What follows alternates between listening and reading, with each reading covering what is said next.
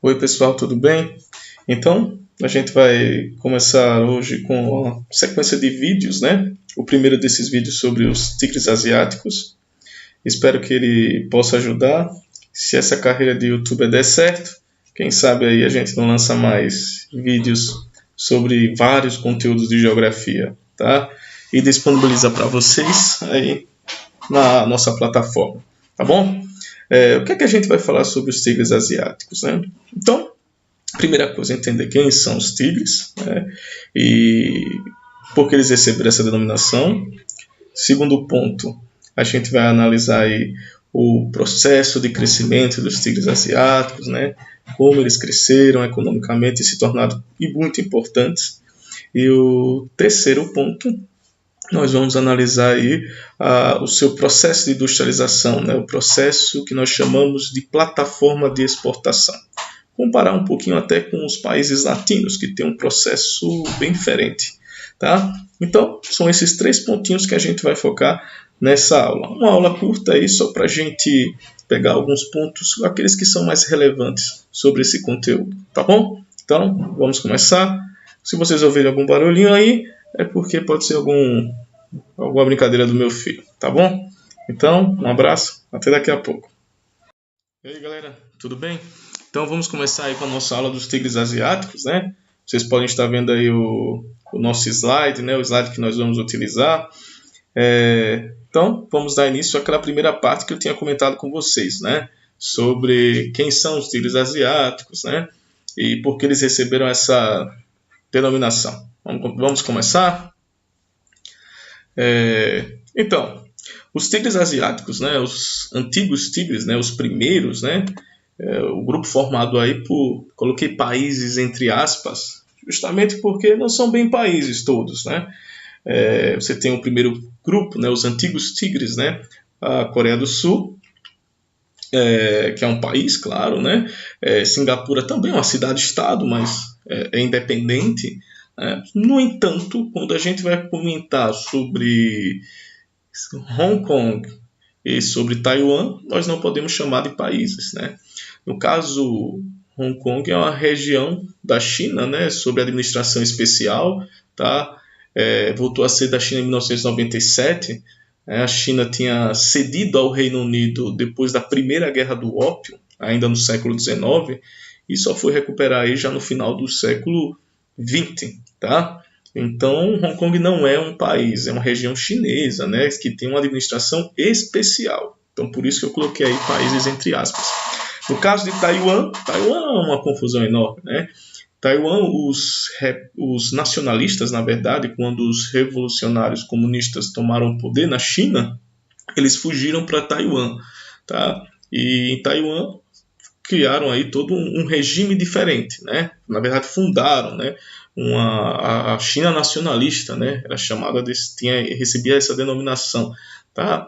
E Taiwan até hoje não se reconhece como da China e a China chama Taiwan aí, dá a denominação de província rebelde, tá?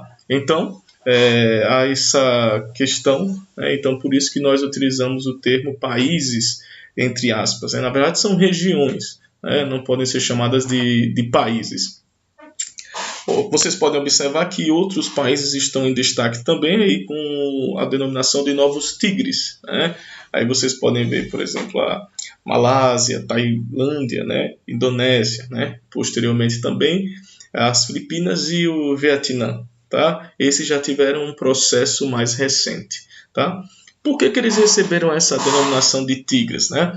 Receberam essa denominação porque tiveram um crescimento muito acelerado, né? Principalmente aí por volta das décadas de 60, 70, tá? O crescimento foi extraordinário desses países. A gente vai pegar aqui uma média, comparar, por exemplo, com alguns países aqui da América Latina, tá? Então, foram países aí que ganharam uma importância muito grande, tá? Na década de 80, na década de 90 também, né?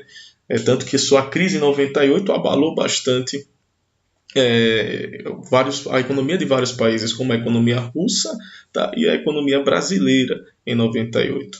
Então, a gente apresentou para vocês aí nesse primeiro momento quem são os tigres e porque eles receberam essa denominação. Tá? Então faz aí uma relação com o tigre, que é um animal asiático, né? Tem esse grande crescimento por ser aí um animal também bastante feroz, né? Então, é essa relação que acaba fazendo aí e chamando esse grupo, né, essa região, né, ou países, entre aspas, né, de tigres asiáticos, tá? O segundo ponto, né, a gente vai falar sobre esse processo de crescimento dos tigres, né? Como é que começou todo esse processo de grande crescimento dos tigres asiáticos? Primeiro a gente precisa entender o seguinte, contextualizar, né? Lembrar um pouquinho aí do pós-guerra, da Guerra Fria, né? Desse início de Guerra Fria. Lembrar o seguinte, pessoal, naquele período, no final da década de 40, a União Soviética, né, ou melhor dizendo, o socialismo estava se expandindo, né, pelo continente asiático também.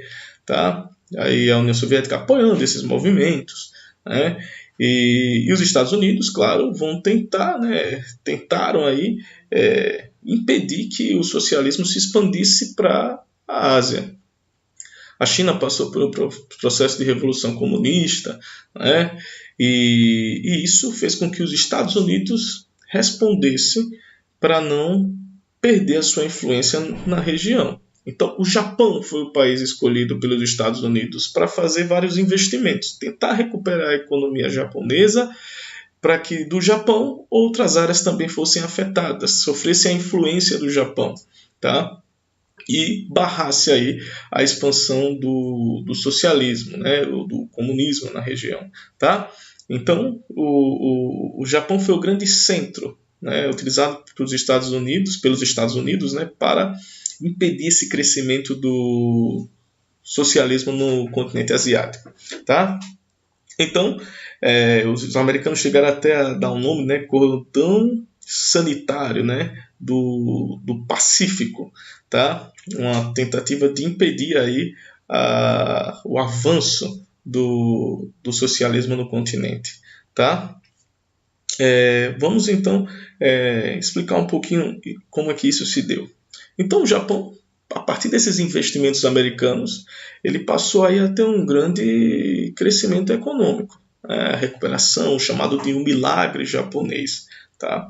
Cerca de 20 anos depois de ser destruído com a guerra, 2 bombas atômicas no seu território, o Japão passou a ser se tornou, né, uma potência econômica naquele período, tá? Então, um país que foi destruído se recuperou rapidamente, não só por causa dos empréstimos americanos, mas também muitos fatores internos contribuíram para que o país se tornasse a potência que é até hoje, uma potência econômica, né? Um país muito importante do ponto de vista econômico. Tá?